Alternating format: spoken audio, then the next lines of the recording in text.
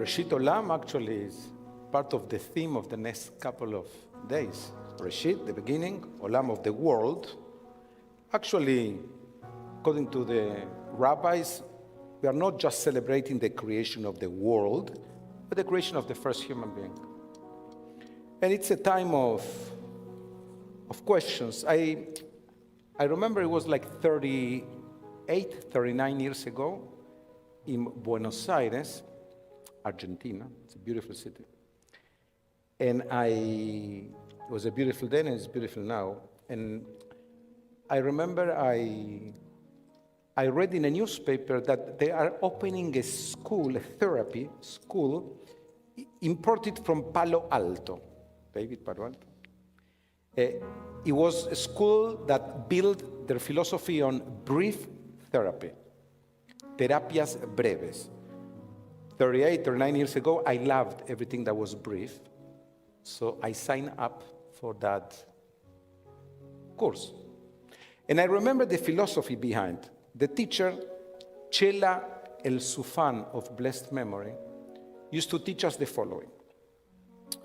You have a client, I was a client, but you have a client, and the person will bring you a problem. And you have 10 sessions to address the problem. If after 10 sessions you don't find a solution, there is either no solution or there is no problem. And she made me think. Then in life I encountered other schools of therapy, but in that moment, it helped. And I remember one day when then I went one-to-one, I finished, I became one of the, and I was a rabbi in a large congregation, and I needed that encounters with her. I waited for those encounters with her, Wednesday, 6 p.m. And she started asking me tough questions, and I asked her, Farvus, why? It hurts. And she says, because easy questions confirm what you already know. Tough ones test the foundations of your assumptions. And then as I grew older, and like you, I watch news, I read newspapers. This is also the challenge that leaders to justify their choices, communities to examine their values, and individuals to confront their fears or contradiction should ask themselves tough questions. A tough question doesn't necessarily provide an answer. It just creates a space where deeper truth can surface. It can spark innovation by disrupting habits of thoughts. It can uncover honesty in relationship when silence or politeness would otherwise keep people distant. It can awaken courage. To ask a hard question is to signal that the status quo, it's not always enough. The real strength lies not only in asking, but in being willing to live with the discomfort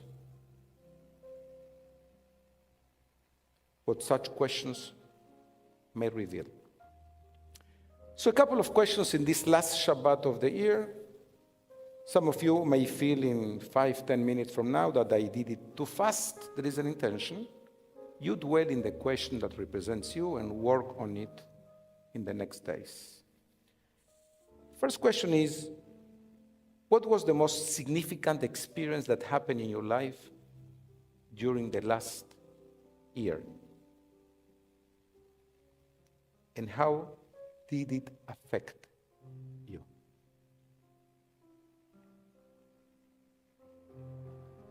Is there something that you wish you had done differently?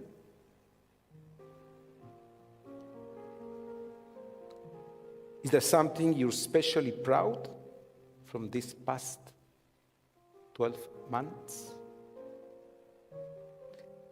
Describe one thing you like to achieve by this time next year.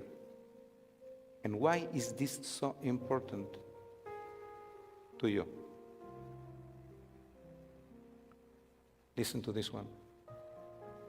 What's missing in your life?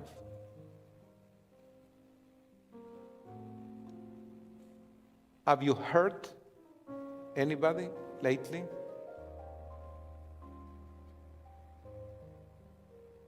Do you complain too much?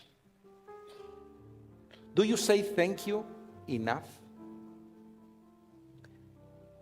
Think about a dream.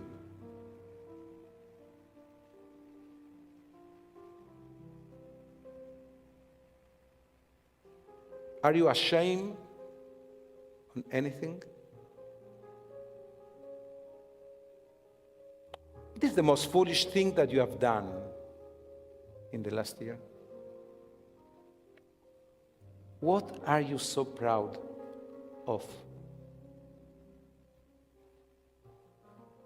In which aspect of your life have you settled for mediocrity? Do you dwell in the past too much? Do you forgive yourself?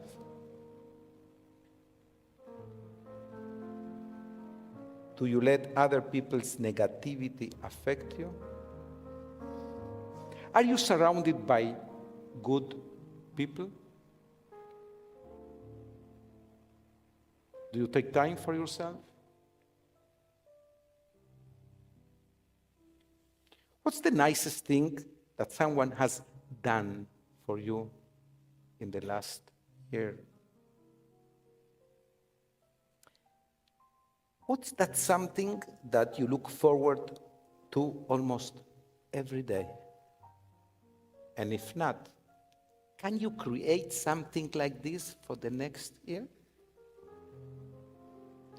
What's that one event that has made you stronger?